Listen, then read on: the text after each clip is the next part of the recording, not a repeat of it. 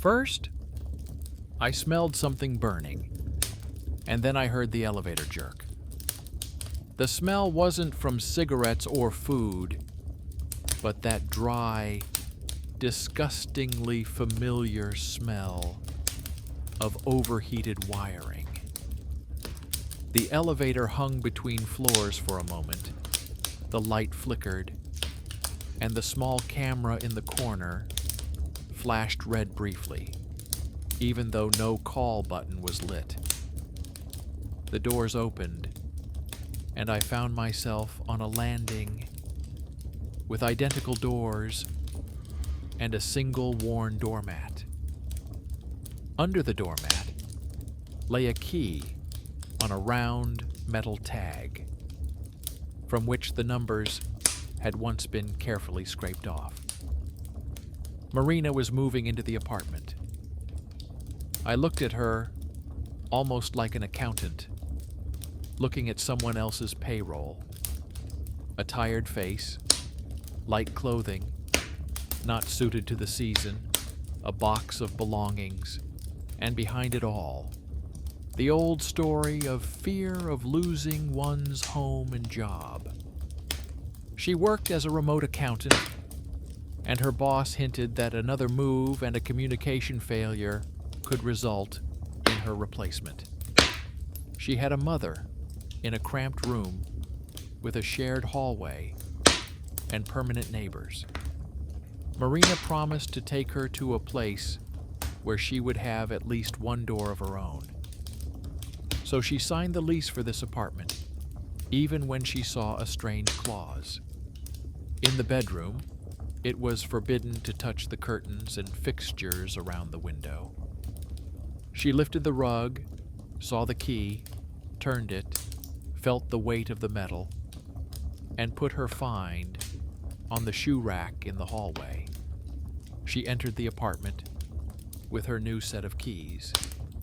Inside was the usual rental setup: an old kitchen set, a table with a light circle from a pot, a refrigerator with someone else's stickers.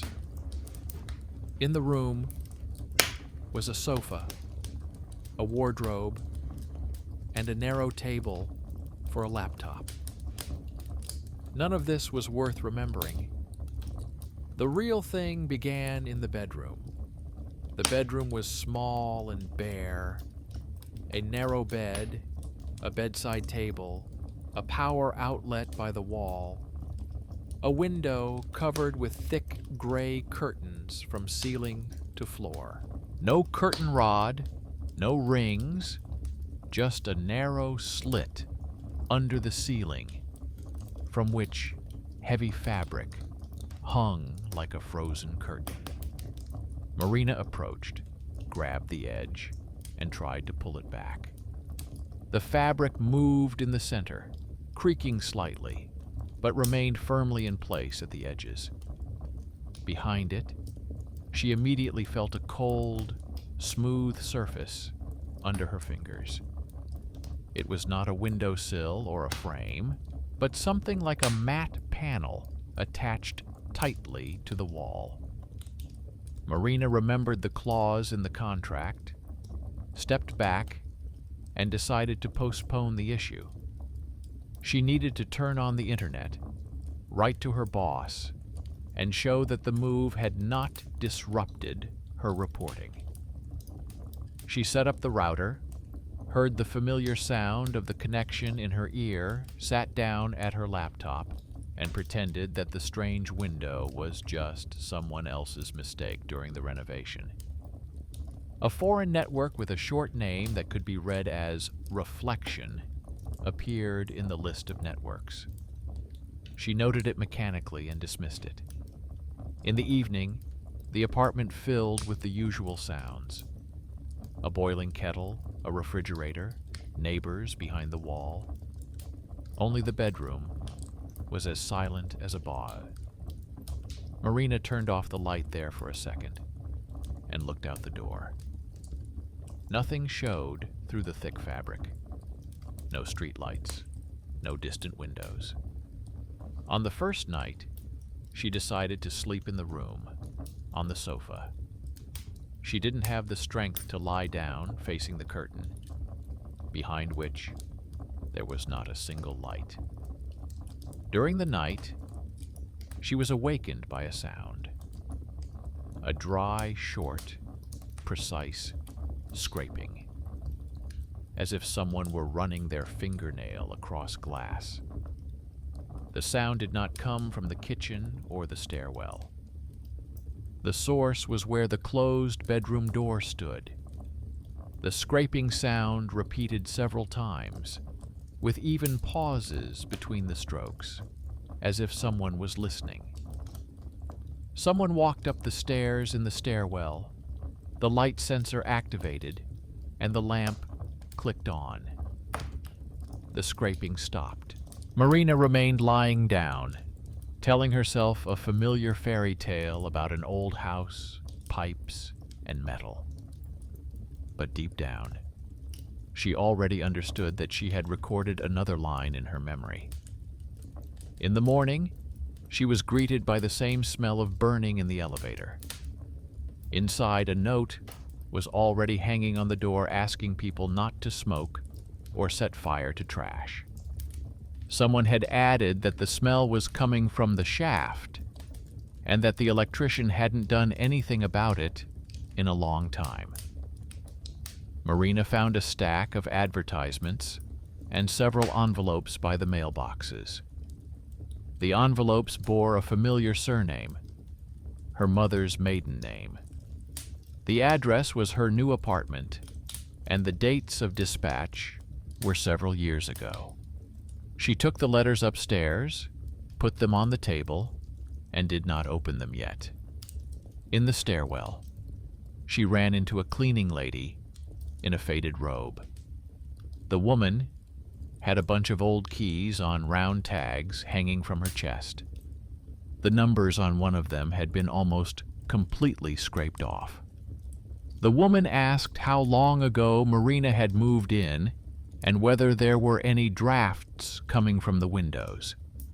She said that the residents of this apartment often complain and advised her to immediately write to the building's chat room if she noticed any strange noises or smells. There was no surprise or fear in her voice, only the weary knowledge that this building had been living with the same problem for many years.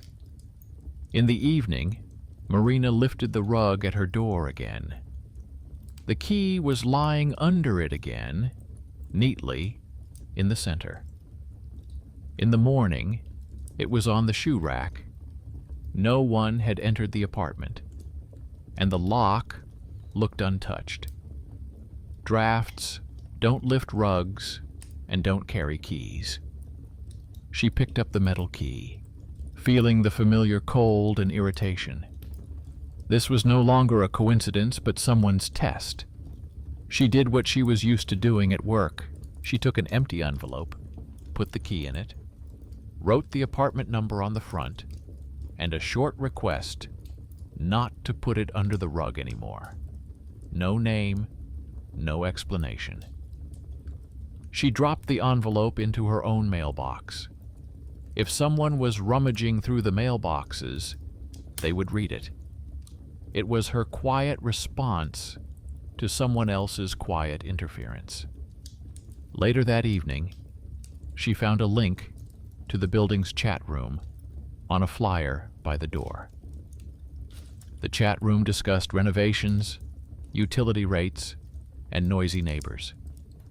Scrolling up, Marina stumbled upon an old thread where, several years ago, people had discussed that very bedroom. People complained about the cold, strange noises, and the fact that the window seemed to lead nowhere. One of the active neighbors suggested not bringing up the topic again because the issue had already been resolved.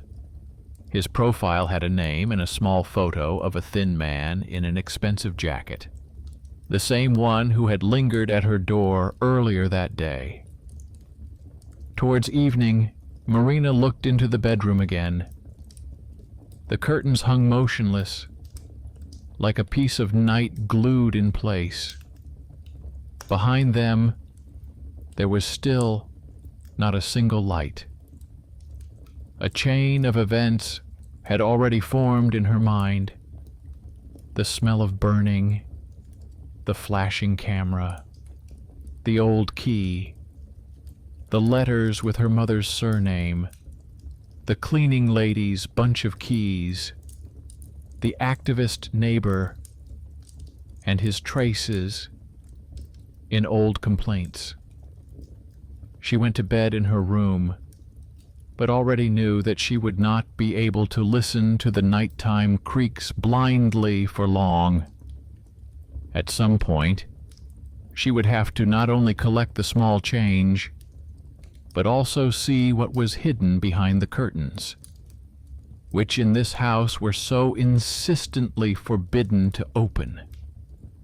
That moment came sooner than she thought. Not at night, not during another bout of anxiety, but during the day, amid the usual fatigue, when bills and messages get mixed up. In the morning, she worked as usual. Spreadsheets, sums, letters from her boss, with dry clarifications. At some point, she noticed that she was double-checking simple numbers. The lines blurred before her eyes. Envelopes with her mother's maiden name lay on the table next to her. And behind the wall in the hallway, someone was trying again to figure out what was wrong with the elevator. A message was circulating on the chat at home that they were going to shut it down for half a day for inspection. Under this message, the same active neighbor left a comment that the problem with the shaft had been going on for a long time, and that if they started digging, old papers would surface. His phrase was addressed to everyone, but Marina read it as a personal hint. Before lunch, she went to see her mother after all. She needed to check on her and bring her medicine and groceries. The road to the old house with its shared hallway was painfully familiar to her. The same steps, the same smell of the communal kitchen, the same view from the window of the courtyard with its crooked bench. Her mother greeted her with the weary joy that comes when a person no longer believes in big changes, but continues to prepare for them anyway. Marina talked about the new apartment carefully. She mentioned that the building was prefabricated. The elevator smelled strangely of burning, and the bedroom window didn't open at all and was always covered with curtains. She wasn't trying to make it sound scary. She was just listing the facts. At first, her mother joked that insulation was now done haphazardly. Then her face changed. She stopped looking at her daughter and stared into space, like someone remembering unpleasant paperwork. Her mother said that when she worked at the housing allocation office, she was often brought stacks of orders and reports. Among them was a house with a similar description and a note about a technical incident in one of the apartments. The report stated that part of the wall with the window opening was transferred to the balance sheet of another department, while the room itself continued to be listed as residential. My mother admitted that she didn't ask any questions at the time. She just signed where she was told to. But the surname in that folder matched her maiden name, and this fact stuck unpleasantly in her memory. She wondered for a long time whether she had accidentally signed documents that made someone's life worse. Marina listened and realized that all these stories, which had seemed foreign and distant to her as a child, had suddenly become part of her reality. What her mother had once signed in passing could turn into a room with a blind window where her own life now lay dormant. She didn't reveal all the details so as not to scare her mother. She only said that it might be her house, and her mother sighed heavily, assuming that fate liked to bring such things back. The return trip passed in a half-sleep. Marina's mind was filled with the smell of elevator smoke, the rustling of curtains, envelopes, and her mother's signatures. She approached the entrance with the weary determination that comes when a person feels there is nowhere to retreat. Inside, the elevator wasn't working this time. A new notice about temporary shutdown and inspection hung on the door. In the corner, under the ceiling, a camera burned with a steady light, like an eye that never blinks. Climbing the stairs, she automatically looked under the doormat. This time it was empty. The key was also missing from the desk drawer. This was even worse than if it had been left in place.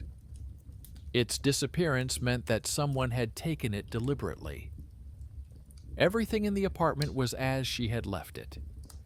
There were no signs of a break-in. Not a single object had been moved. This made the situation even more difficult. Without thinking twice, she went down to the mailboxes. Inside her box, among the advertisements and blank forms, was a new envelope. There were no stamps on it, only sweeping handwriting and her apartment number. Inside was the same old key and a small, folded piece of paper.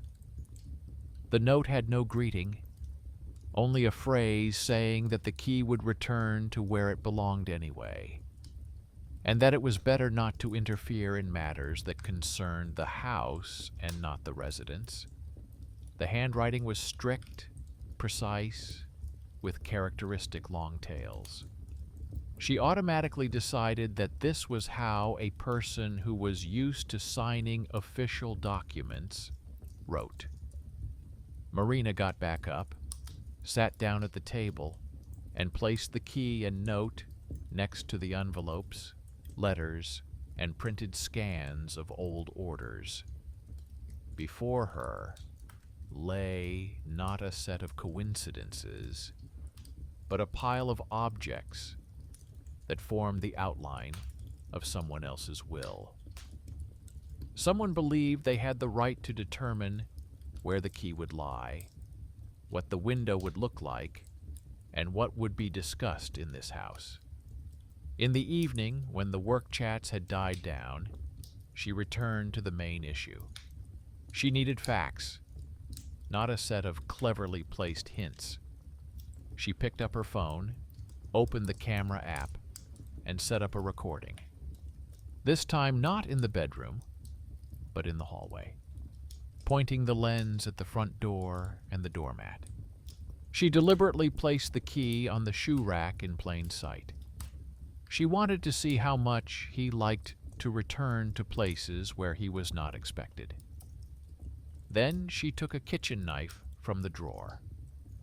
The narrow blade, usually used to open packages and envelopes, now became a tool for a different kind of test. In the bedroom, she turned on the light and stood in front of the curtains for a few seconds. Different voices sounded in her head at the same time. The agreement with his prohibitions, her mother's whisper about the old folder, a note from an unknown person demanding that she not interfere, her own habit of not making sudden movements. This time habit gave way. Habit. She crouched down at the bottom edge of the curtain, found the seam, pulled the fabric taut, and carefully inserted the blade under the fold. The fabric gave way with a dry crack. Another surface immediately appeared underneath, cold and smooth. The knife touched something hard, but slightly pliable, like a plastic panel or frosted glass. Marina ran the blade along the fold for a couple of centimeters, no more. The same sound she had heard at night hung in the room. A quiet, unpleasant rustle, as if someone were rubbing against the inside of this panel or responding to her movement. She stopped, put the knife away, and carefully pried the fabric with her fingers. Air entered the narrow incision. A strip of light gray surface appeared behind the curtain. It was not completely transparent, but not opaque either. Blurred shapes appeared inside, as if looking through fogged glass.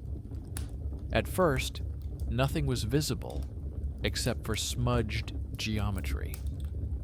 Then contours appeared. She saw the silhouette of a bed. It was almost in the same place where her own bed stood. Above it, she could make out a rectangle that looked like a door. To the side was a nightstand. It wasn't a clear reflection, but a strangely shifted double. It was as if there was another room on the other side, very similar to hers, only with different angles. At the level where she was now standing in her room, a dark figure appeared in the gray strip. A human silhouette. The height, shoulder width, and hairline all indicated that it was a woman of about her build. The figure stood where Marina stood, but was slightly turned, not facing the panel, but sideways, like a person listening to something behind them. It was impossible to make out the face. It was blurred in the gray mist, and yet it felt as if someone on the other side was also trying to understand what was happening here, on this side of the panel wall. Marina felt her heart beating in her throat. She held her breath for a second to separate the real sounds from her own. At that moment, a low hum swept through the house. Somewhere downstairs, the elevator was being started up after being checked. The electrical noise passed through the concrete, and the lamp in the bedroom flickered slightly. In the strip behind the panel, the figure twitched, blurred, and became less distinguishable. It seemed to be pulled back into the depths of the room. Marina quickly lowered the edge of the curtain, covering the cut. Her palms were sweaty, and the knife on the windowsill seemed foreign to her. She didn't immediately think about what it meant. She allowed herself only one thing: to admit that there was something behind the panel. Not just insulation and a wall, but a space with furniture and a silhouette. She could have explained it away as a reflection of her own room, a strange property of glass, fatigue. But the fact of the physical layer remained. There was nothing on the other side. When she stepped out into the hallway, the phone on the stool opposite the door was still recording. The recording indicator was lit. Seconds were being added to the memory. Someone in the stairwell had come up and stopped at her door. Only a shadow was visible through the peephole. Then there was a second sound from the intercom, short, as if someone had checked to see if the indicator would turn on. The footsteps continued upstairs. A little later, when she stopped the recording and scrolled through it, she heard the quiet rustling of the rug on the audio. even though she hadn't opened the door. In the evening, she received a message in the chat from that same active neighbor. He wrote that the elevator shaft had been checked and that according to the documents, there was no new damage. He also added that he would like to talk to the tenant of the apartment with the blind window about the old history of this house. Marina initially wanted to ignore it. Then she remembered the stack of envelopes, the old surname, her mother's story, and the silhouette in the gray stripe. She replied that she was ready to listen if it was about facts and not rumors. In the evening, the doorbell rang. Standing on the doorstep was the same thin man in a neat jacket, holding a folder in his hands. He introduced himself by name, gave the apartment number, and said that he was collecting documents on strange decisions made in the past, including those concerning their house. He said that there had already been an attempt to silence one incident here, and that he didn't like it when residents were kept in the dark. There was no desire to scare anyone in his voice. Rather, there was a desire for someone else to finally see what he had long seen. Marina let him in because it was the logical thing to do after the knife in the curtain. She didn't mention the silhouette, but laid out everything she already had on the table. Envelopes with her mother's surname, old scans, a note threatening not to touch the key itself, a printout from the chat with the phrase that the window doesn't lead anywhere. The man added his folder to this. It contained copies of documents, intercom logs, and memos. Their stories began to overlap. Outside the window, which formerly did not exist, it was slowly getting dark. In the bedroom, thick curtains hid a panel with a cut, behind which someone had just been standing in a gray strip. In the hallway, the intercom camera flashed occasionally without being called. Somewhere downstairs, they were checking the elevator, which had smelled the same for many years. At this point, it became clear. From the level of rustling and coincidences, the story had moved into a phase where little people with folders, bunches of keys, and keen observation skills were beginning to shift what seemed immovable. And now everything depended not on what lived on the other side of the panel, but on what those who signed the papers and those who finally read them would do. They laid the papers out on the table like someone else's life in the form of thin archives. The neighbors' folders lay next to the envelopes Marina had brought from the box, and scans of old orders. One pile contained her family scraps. The other contained official responses, acts, and excerpts from house journals. Between them lay an old key on a round tag, which someone stubbornly considered theirs. The neighbor turned out to be one of those people who are talked about with irritation in the building, but who everyone goes to for information anyway. He had lived in this building for a long time, had managed to quarrel and make peace with the management, and had gone through part of the archives. He explained without unnecessary emotion. He said that after a long-ago incident in the elevator shaft, a strange practice had appeared in their building. Part of the area of several apartments was formally transferred to the balance sheet of another department. In the documents, it looked like a layout adjustment and a technical room behind a blank wall. In fact, people were left with the same square footage. But part of the wall was no longer considered theirs. He showed a printed floor plan. On it, Marina's bedroom was not adjacent to the street, as expected, but to a narrow strip marked technical block. There was no name of the service or purpose, just a rectangle inscribed between her apartment and the outer wall. On the other side of the building was an apartment with the same number, but marked with the letter service.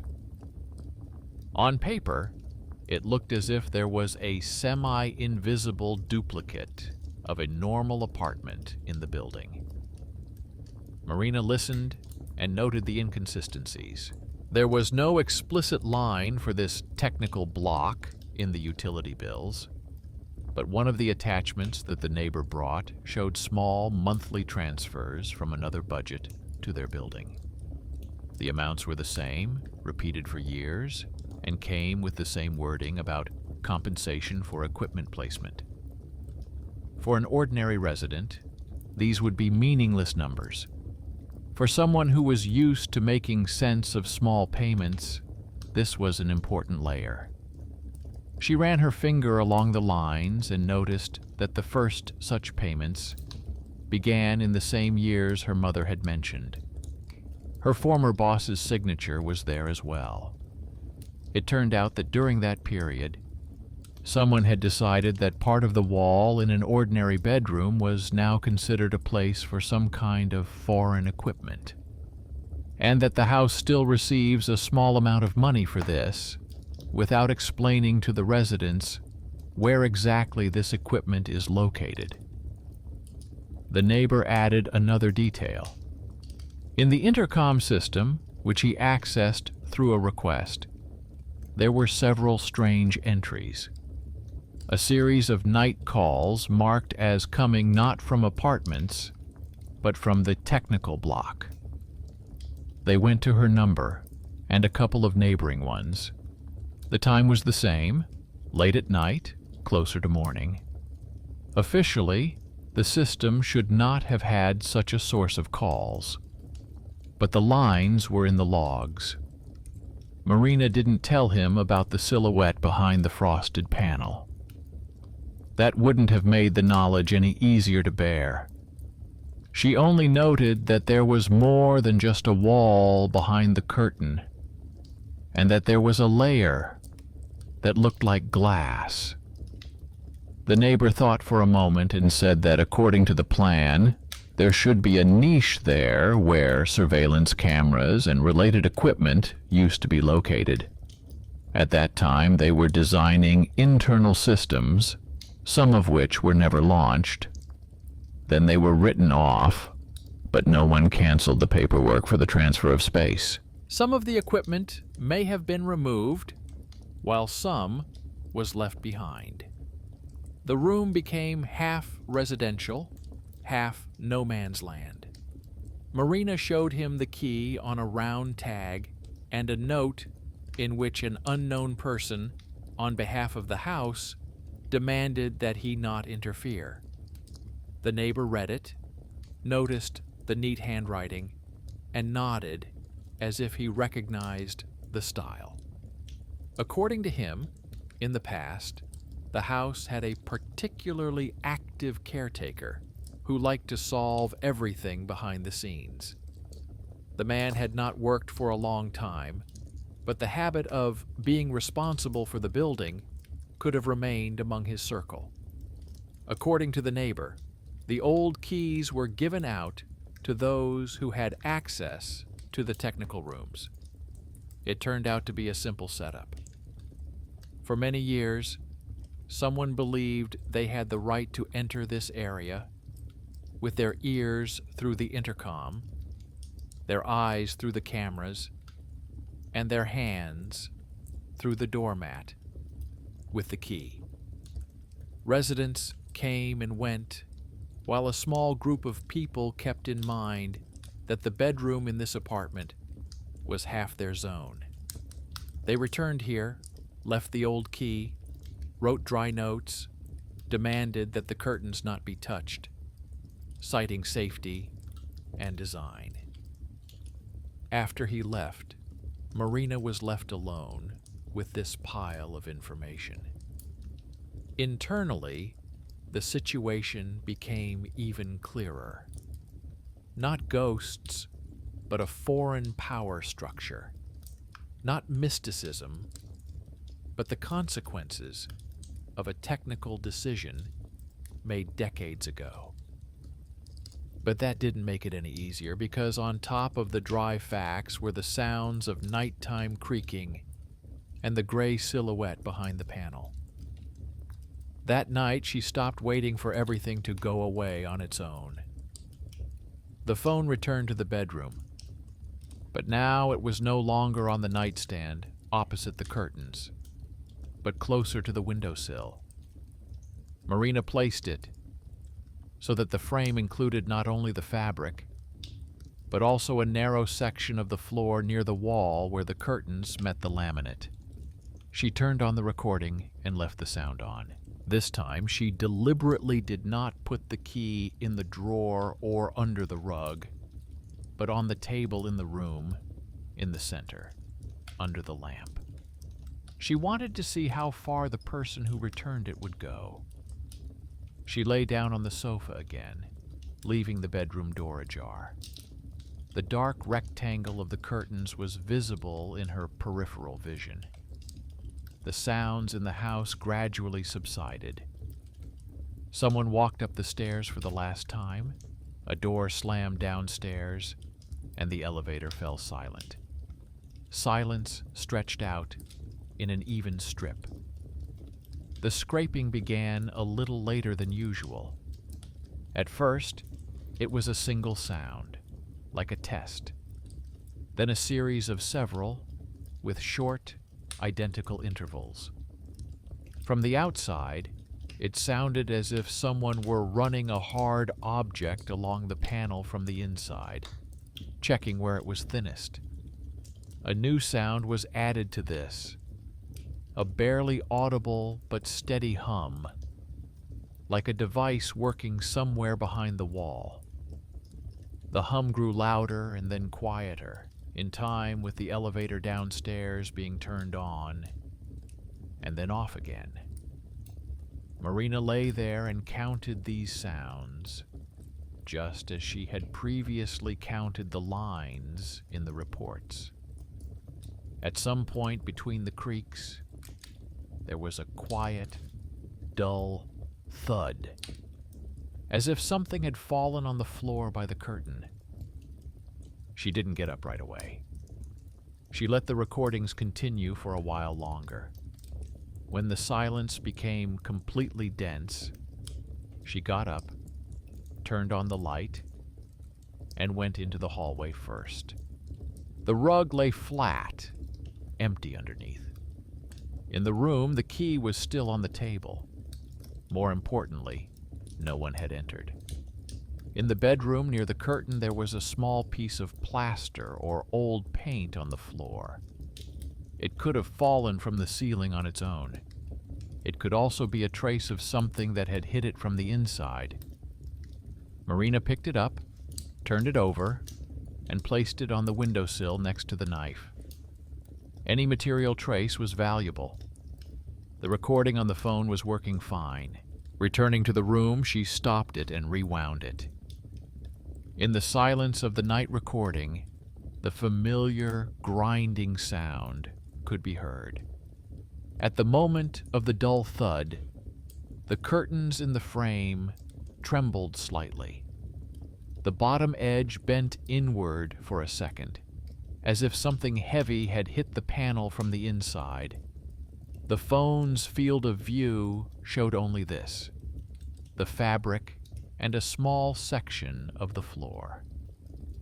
But the sound of the blow coincided with the elevator downstairs turning on for a couple of seconds, making a humming sound and stopping again. Marina watched the recording several times, then paused at the moment when the grinding gave way to a hum. She already understood that the elevator and the panel behind her curtain were connected in some way, perhaps through old cables, power for the cameras, or shared mountings in the wall. When the mechanism in the shaft was activated, something on the other side of the panel also came to life. The question was not whether it was alive in itself, but who had left it running, and why it was still considered normal for someone to make regular, essentially technical noises in a residential bedroom. In the morning, she went to the management company, not to yell, but to see the other side of the paper. People were sitting in the hallway with complaints about leaks and overcharges. Marina waited her turn and asked for a copy of the floor plan and records for their house for the years her mother had mentioned. They tried to respond with platitudes, saying that the archives were far away and that only general information was available. She calmly reminded them that their receipts included payments for the placement of someone else's equipment and named the amounts. It was her quiet way of adding weight to her words. They did print out a couple of sheets for her.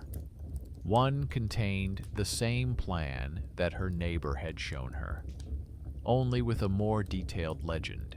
The narrow rectangle behind her wall was labeled surveillance camera and communications hub. The other sheet was a document certifying the transfer of some equipment and the handover of the premises from one agency to another. The column Resident Representative listed the surname of the same old building manager. The column Executor listed her mother's surname, only in her maiden form, among several others. Everything came together in one knot. Marina returned home with no illusions that this could be left as it was.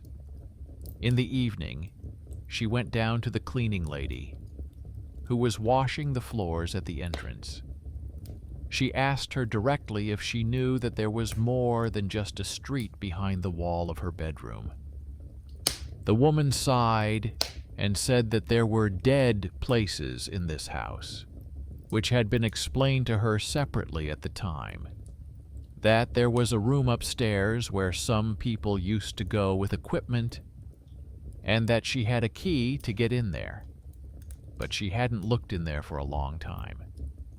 This was the moment when an underestimated person showed for the first time that they had real leverage.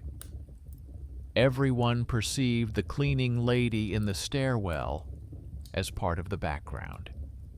In fact, she had a bunch of keys and instructions on which doors to open. She said she could take Marina and her neighbor there if they took responsibility and didn't cause a scandal. She herself had had enough of these dead-end corridors over the years. They agreed to meet in the evening when there would be fewer people in the building.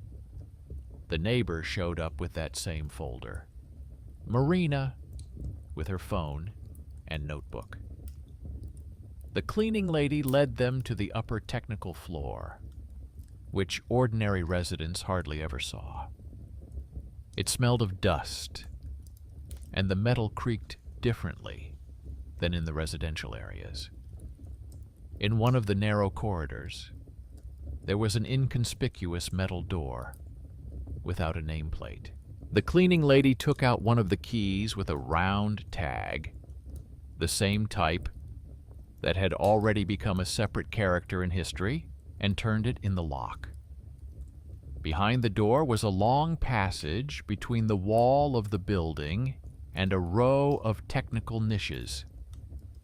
At the level corresponding to Marina's floor, there was another door, this one internal.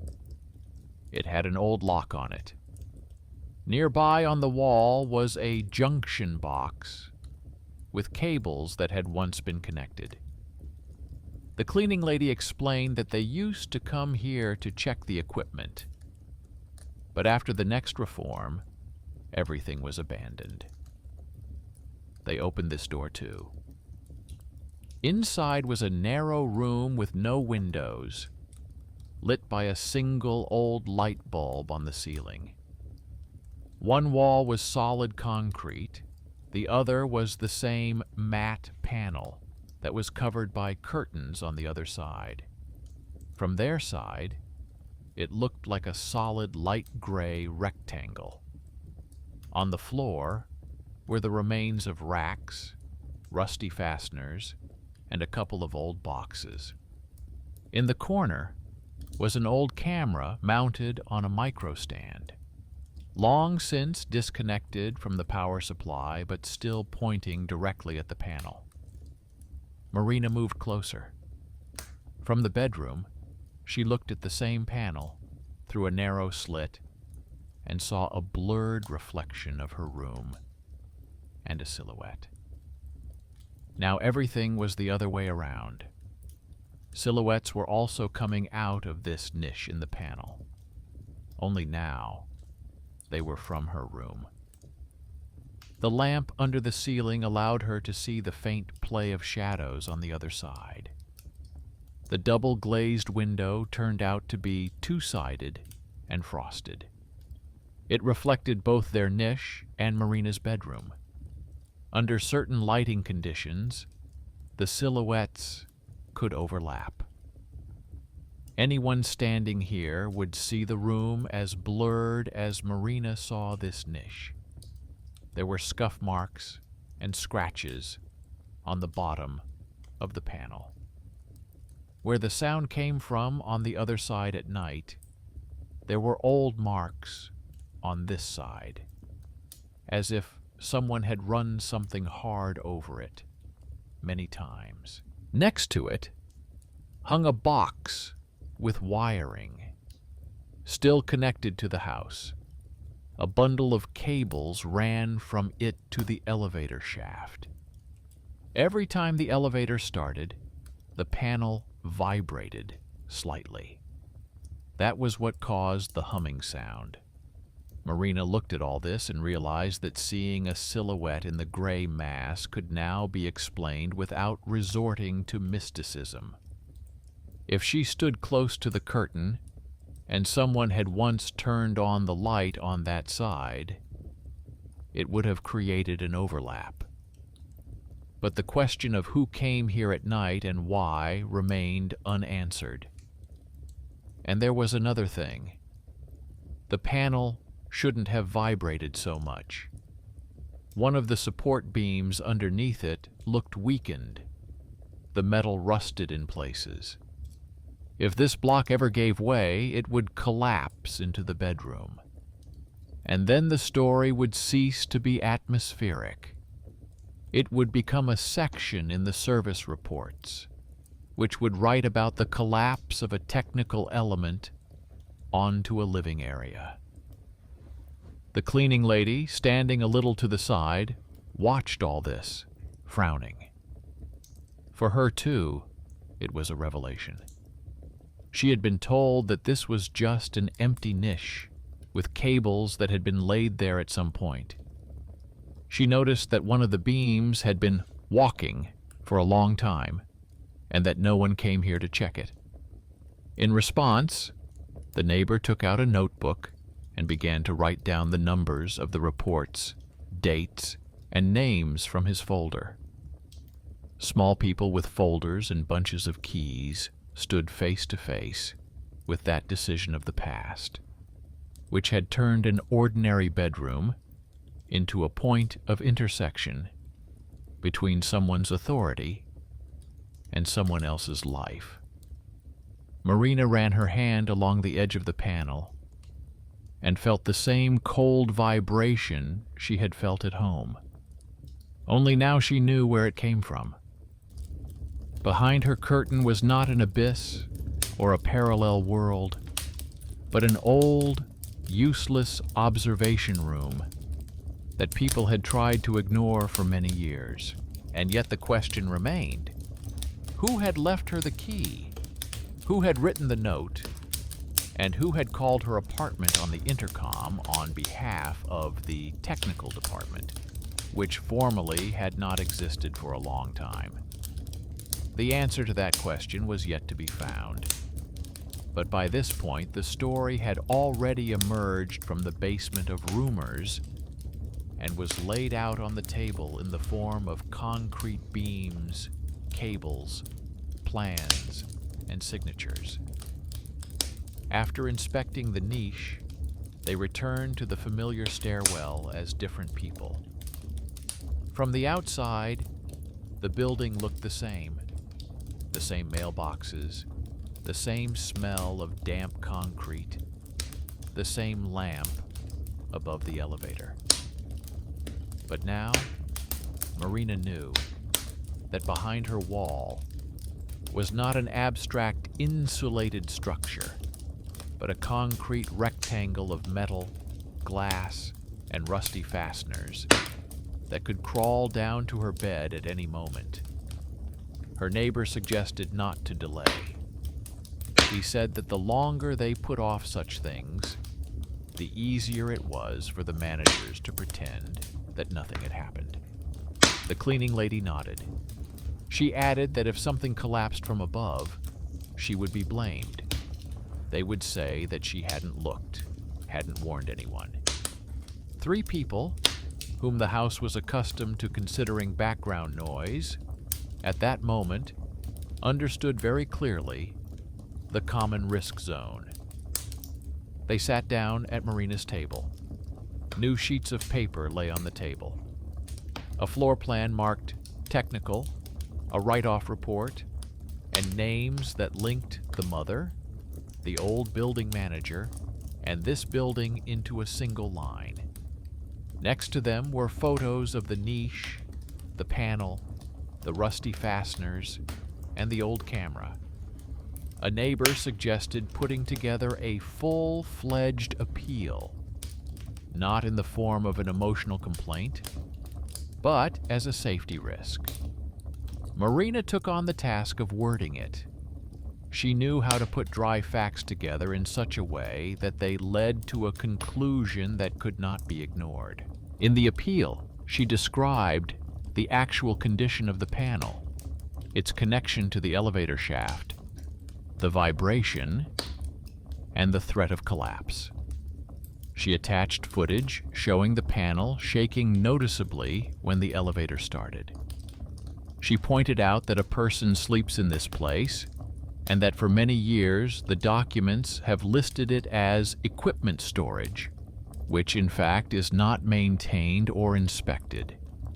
She carefully wrote down the numbers of the acts, references to old decisions, and the very payment that the building receives for the placement of the technical unit.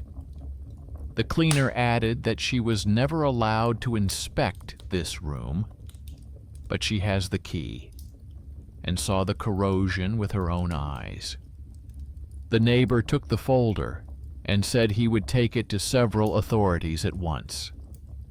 The management company, the supervisory authority, and another structure that he had long been able to pull strings with for the right reasons.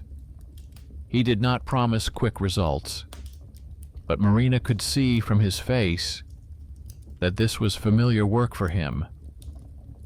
For her, it was like finally getting a complicated table in a report to add up. Everything fell into place, and she could now take the figures to the decision makers. The management company was the first to respond, not because they suddenly took pity on the residents, but because the letter clearly stated that the structures could collapse onto the living room. At the word collapse, any boss starts to move faster. An engineer came to the building, the same one who, according to the neighbors, had previously thrown up his hands about the shaft. This time, he went not only to the elevator, but also to the technical floor. Marina was not present, at every step, but from snippets of conversation and messages in the chat, she could see how the process was going. The engineer confirmed the wear and tear of the fastenings and the vibration of the panel. He wrote in his conclusion that the structure needed to be either reinforced or dismantled. The management company initially tried to insist on reinforcement so as not to get involved in redevelopment. Then the neighbor dug up the old papers with the transfer of space and sent copies to the higher authorities, attaching new photos. The cleaning lady provided written confirmation that the premises were not actually being serviced. The mother's surname in the old documents, the surname of the old building manager in the column of responsible persons, and the recent expert opinion formed a chain that could no longer be answered with a single letter. After some time, a decision was made. The technical unit was to be decommissioned, with part of the structure dismantled and the premises brought to a safe condition. In essence, this meant that the panel behind the curtain would either be dismantled or built in so that it would not belong to anyone who placed a bed against that wall. Marina looked at the dry wording and thought about how many decades it had taken to get from a simple signature in the office to this line. The question remained of the keys and the owner who felt entitled to leave them under the doormat. When the management company began to deal with the technical block, a man who had once been the senior caretaker and then allegedly retired suddenly appeared. It turned out that the service apartment at the other end of the floor was registered to him as temporary housing, although in fact he had been living there permanently for a long time and considered himself an extension of the building's technical staff. They found an old set of keys with round tags, among which was one identical to Marina's. Marina and her neighbor were invited to a formal meeting with the commission. The old building manager looked more tired than angry. He said that he had been looking after the building for many years, making sure that no one went where they shouldn't, and that the keys under the doormat were a way of reminding the residents that there is still a landlord. He did not deny the note either, but called it a warning for the common good. He considered the technical room behind the panel to be his area of responsibility, and was sure that he had the right to visit these spaces even after his formal departure. On some level, Marina saw him not as a monster, but as a person who had once gained power over someone else's walls and had become so attached to it that he did not notice when he crossed the line. But that did not change the fact that because of his supervision, the technical block and the panel remained outside normal control, and people's bedrooms were turned into an extension of something foreign. The commission made several decisions. The old set of keys was confiscated, and the service apartment and technical rooms were officially assigned to another structure, with the responsibility of conducting real, rather than formal, inspections. The old building manager was denied access to technical areas and offered to register his accommodation as a regular apartment. For him, this decision was more like an insult than a disaster. But for the building, it meant that one person had stopped quietly playing the role of master, where his authority had long since ended. The construction issue was a separate item. The workers did not arrive immediately, but when they did, it did not take long. First, they reinforced the fastenings on the side of the niche, partially dismantled the rusty beams, and removed the old camera. Then it was the bedroom's turn. Marina was warned that they would be working in the room, so she had to temporarily remove her belongings and cover the furniture. The curtains remained in place all this time, but now they served as a screen behind which the dismantling took place. At one point, the builders asked her to step into the room. From the niche side, they opened the panel, filled the space with new material, and secured the layer so that there would be no vibration. The window itself was not returned. It had not been there for so many years that its restoration would have been a separate epic. But the panel ceased to be a living wall connected to the elevator and old equipment. It became an ordinary blank part of the wall with normal insulation and a documented status. Marina watched this not as a happy event, but as the correct completion of a task. She was upset that a normal wall had only been achieved after intervention, threats of collapse, and a whole folder of paperwork. But the feeling of threat gradually dissipated. The elevator continued to smell of dry smoke, but now that smell did not drift directly to her bed. She couldn't find the key with the round tag under the rug anymore. After the commission and the seizure of the bundles, the attempts to plant them stopped. She didn't throw away the note, but folded it and put it in the same file, where the copies of the acts, plans, and old orders were kept. Not as a horror story, but as part of a chain. Her mother's family name in the documents was now perceived not as a curse, but as a reminder. Once upon a time, she was part of a system that did not think about the consequences. Now her daughter was part of a process that corrected the consequences, at least in one respect. The most painful part remained the feeling she had experienced when she looked through the cut at the silhouette in the gray mass. Now she understood that she had seen a mixture of reflections.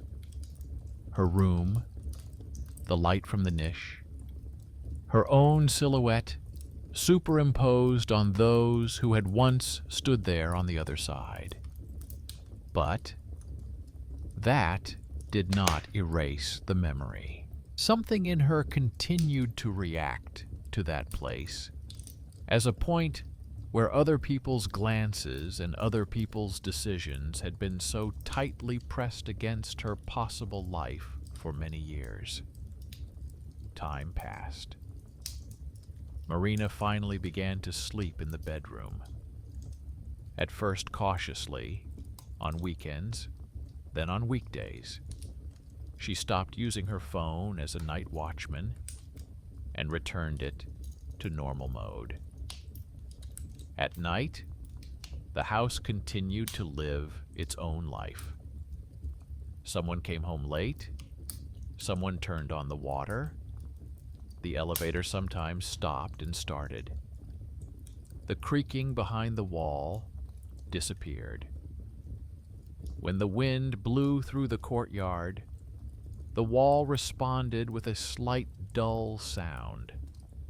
But it was the usual sound of an apartment building, not a specific response from deep within the panel.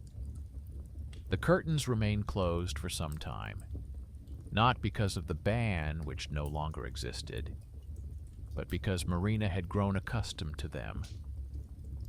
Then one day, she took them down, took them to be washed, and asked a seamstress she knew to shorten them so that they would no longer touch the floor and blend into its line.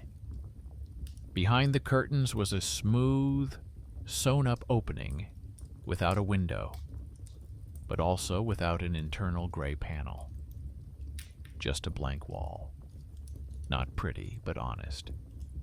She chose a new fabric that was lighter than the previous heavy gray curtains. She hung them so that they could be pulled back at any moment. Not for the sake of the view, which was still not there, but for the sake of the fact that the forbidden zone was no longer there. On the first evening, as she sat on the bed and looked at the almost empty wall, she felt both empty and calm. Everything strange had disappeared not into a fog, but into documents, deeds, and removed fastenings. The activist neighbor continued to write in the chat, but now some of the residents treated him differently. The story about the technical room spread throughout the building. Some grumbled that it was all unnecessary noise, while others were grateful that they were no longer afraid to sleep near that wall. The cleaning lady was sometimes asked if she had everything she needed for work, rather than just being criticized for the dirty elevator. Her bunch of keys ceased to be an invisible detail and became a clear tool that was better to consult with than just give orders to. Marina felt a slight bitterness. She understood that the world was arranged in such a way that many such niches, panels, and old solutions would continue to live their quiet lives. But at this point, she had the feeling that justice had been done, not in a fairy tale sense, but in an adult way. There were people, decisions, mistakes, and then work to correct them. No one came from outside and canceled the past with a snap of their fingers. Just a few little people with their skills did what they could. Sometimes at night, she still felt like the wall was breathing. At such moments, she remembered not the silhouette in the gray strip, but how she stood in the technical niche and saw her room from the other side. Her life was once the object of observation for those who believed that the house belonged to them. Now that opportunity was closed. That was the quiet conclusion she had come to. The elevator continued to smell of burning. The camera above the door still flashed into the void from time to time because the system had not been updated for years. But for Marina, all these signs were no longer lines leading to her bedroom. It was just an old building with tired technology.